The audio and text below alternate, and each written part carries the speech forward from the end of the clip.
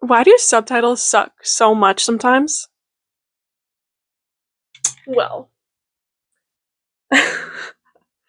hello and welcome to my video essay for a project in my Psycholinguistics class, which, in case you're not already familiar with, is the study of how humans neurologically acquire, produce, and in today's case, perceive language.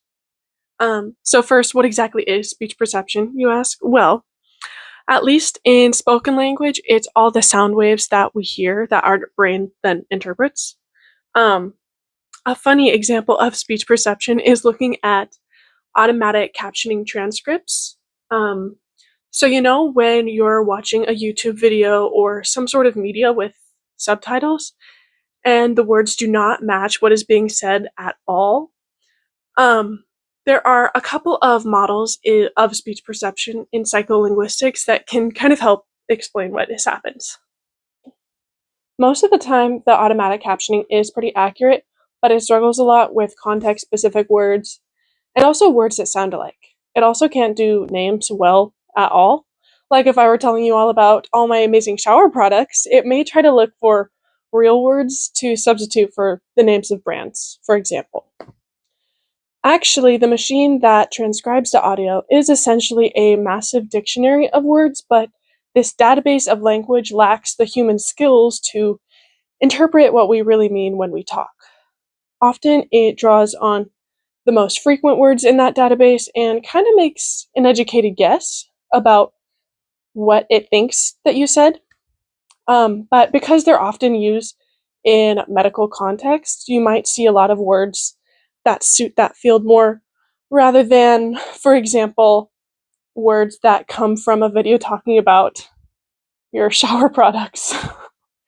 The machine also may not be as good as a human is at distinguishing between what is actual speech coming out of your mouth and what is your pets yelling for food in the background. So it might not be able to tell what is talk and what is interference or feedback, like that. At least not as well as a human could. Back to our two theoretical models. So they're theoretical because there really isn't a good way to find solid evidence of what's going on up there ethically. So yeah, model one is called motor theory, and this model is based on the assumption that one unit of language or speech is equal to one specific set of mouth movements or gesture made towards the words and sounds we're communicating. Yeah. So listeners who are receiving that input then map the sound waves that they hear onto their own gestures that they would create. And then that is what creates understanding.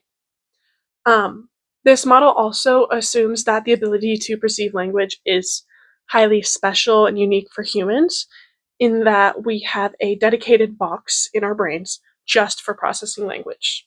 And I won't get into all the details here for sake of brevity, but there is a really cool phenomenon that supports this theory called the McGurk effect, which I recommend looking up on your time and testing it on yourself. So yeah, and you should know that this model uses processing from only the bottom-up direction, which essentially just means that what we hear is influenced only by the sounds that we perceive and not by any other factors. The second model is called the FLUMP, or if you want to get all scientific about it, it's called the Fuzzy Logical Model of Speech Perception. The FLUMP assumes that speech is not special at all, that it is just, another complex thing that our human brains can do. It works by assuming that language has ideal or prototype sounds, but because every person has unique vocal cords and different sound characteristics that occur when we speak, our brain has to account for all these different sounds. So our brain can take all these acoustically different sounds and classify them all as attempting to belong to this prototype category of sound. Unlike the motor theory, the FLUMP uses bottom-up processing and top-down processing.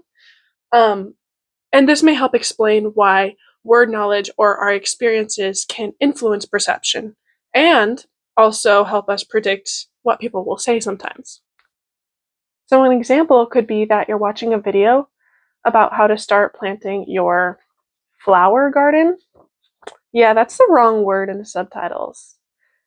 Well, the motor theory tells us that flower and flower are actually the same exact gesture. If we think about it, flower, flower, the same movements are happening in our mouth. And so this mistake makes complete sense. The flump model would say that the sounds for flower and flower match the ideal sound construction. And in this case, the captioning machine likely didn't use context clues for top-down processing like the flump model would have. It's possible that flower was just a more frequent word than flower in the database. And there are still a lot of questions about how language is actually perceived. Like, how does our brain actually account for all these acoustically different sounds and understand them to match these ideal sounds?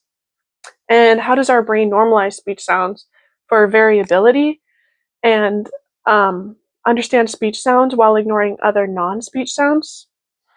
We also don't really know how our brain is able to parse apart this continuous string of sounds into different phrases and words.